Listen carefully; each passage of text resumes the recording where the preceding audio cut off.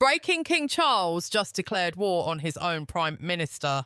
And what happened 90 minutes ago may have ended Keir Starmer's career forever. This morning at 7:14 a.m, Buckingham Palace released a statement so cold it made veteran journalists reread it 3 times. For the first time in modern history, King Charles openly challenged the conduct of sitting government officials, demanding they safeguard the dignity of the crown. No names, no apologies, just ice. If you want the full breakdown of what happens next, hit subscribe because this story is about to explode. Within 8 minutes, Westminster went nuclear. Screenshots flooded Twitter. Labour MPs panic texted each other. One senior journalist called it a velvet glove punch straight to Downing Street's throat. Inside number 10, witnesses say Starmer stormed into his office, tore up briefing notes and shouted he wouldn't be lectured by a man wearing a crown. His advisors are now polishing their CVs. But the statement wasn't even the real weapon. 22 minutes later, the palace confirmed something far more dangerous. An emergency Privy Council session. The last time a monarch called one during a political crisis. Before the internet, before television, practically before electricity, constitutional experts immediately said what everyone was thinking but too terrified to admit. The king is preparing to use powers modern Britain pretends don't exist. Starmer knew exactly what that meant. Desperate to regain control, he scheduled a press address. The plan looked calm, statesmanlike, above the chaos. Instead, he looked like a man drowning. The cameras turned on. He opened his mouth. And for 5 full seconds, broadcast live across the nation, nothing came out. Social media turned it into a slow-motion humiliation reel. Meanwhile, inside Buckingham Palace, sources say Charles was meeting with senior legal advisors, thumbing through centuries-old documents, discussing options so extreme that previous monarchs refused to even speak them aloud. Powers not invoked, since kings wore armour were suddenly on the table. Westminster freaked out so hard that Tory and Labour backbenchers actually agreed on something for the first time in years. Starmer had pushed too far and the king was done playing the quiet observer. Nigel Farage saw the moment instantly. He uploaded a 40-second video, no theatrics, no smile, just one line delivered with terrifying calm. The crown deserves respect and the British people know it. 1 million views before breakfast. Now the entire nation is asking what power is King Charles about to use against the sitting Prime Minister? And how far is he willing to go to defend the monarchy, because his next move might not just end Starmer's career. It might redraw the British Constitution itself. What happened next blindsided everyone. While Starmer's team scrambled to contain the fallout, Charles was already 3 steps ahead. Behind the stone walls of Buckingham Palace, a second meeting convened, not with ceremonial advisors, but with constitutional scholars, former Supreme Court judges, and 2 retired military chiefs whose presence alone signalled the gravity of what was unfolding. Sources say the king opened with a single sentence that froze the room. It appears the stability of the realm can no longer be assumed. No monarch had used words like that in a century.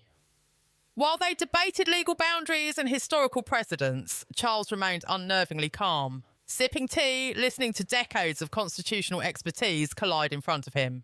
Meanwhile, chaos in Downing Street only darkened. As news of the emergency meetings leaked drip by drip, Labour MPs started openly questioning whether Starmer had become too toxic to defend. Anonymous briefings painted a portrait of a leader unravelling. One insider claimed he hadn't slept in 36 hours. Another said he'd become paranoid enough to accuse his own staff of conspiring with the palace.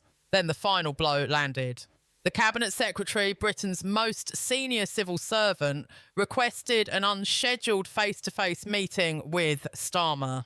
That never happens unless something is catastrophically wrong. Rumours flew that he warned the Prime Minister his position was becoming untenable. While Starmer spiralled, Charles made his boldest move yet. He scheduled a private conversation with the Archbishop of Canterbury. For most people, that wouldn't mean much. But in constitutional terms, that's the equivalent of pulling the pin on a grenade. The Archbishop isn't just a religious figure, he's a moral authority with influence stretching deep into Parliament, the military and the public conscience. When a king talks to an archbishop during a political crisis, it signals one thing: the monarch is preparing to justify action. And justification is the one weapon that it doesn't need Parliament's permission to use. By midday, whispers of extraordinary royal intervention slithered through Westminster corridors. MPs walked around like the walls themselves were listening. Speculation spread that Charles could formally reprimand the Prime Minister, issue a constitutional directive, or in the most extreme scenario, request Starmer's resignation. To make matters worse for Downing Street, the public mood had shifted violently. Polls released at noon showed 62% of voters believed the king was right to respond firmly. Crowds gathered outside Buckingham Palace waving Union Jacks, chanting, "Protect the Crown." It looked less like a protest and more like a coronation parade fuelled by national anxiety. Reform UK surged again. Farage delivered another blow with a devastating line broadcast from a pub in Kent.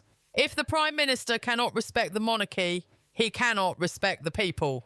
Even traditional Labour voters couldn't dismiss it. In Manchester, a lifelong Labour activist told Sky News, "I voted for Starmer to steady the country, not to start a war with the king." As public support shifted toward the palace, the pressure inside Downing Street became uncontainable.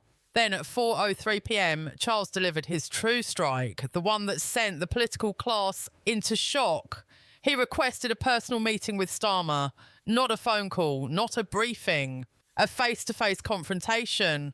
That hasn't happened in modern times under circumstances this hostile. It was the moment Westminster had feared, the monarch stepping directly into the Prime Minister's arena. Insiders say Starmer went pale when the message arrived. Half his cabinet insisted he attend.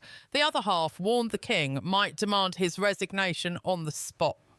When Starmer finally arrived at Buckingham Palace, escorted through a side entrance to avoid cameras, the tension was suffocating.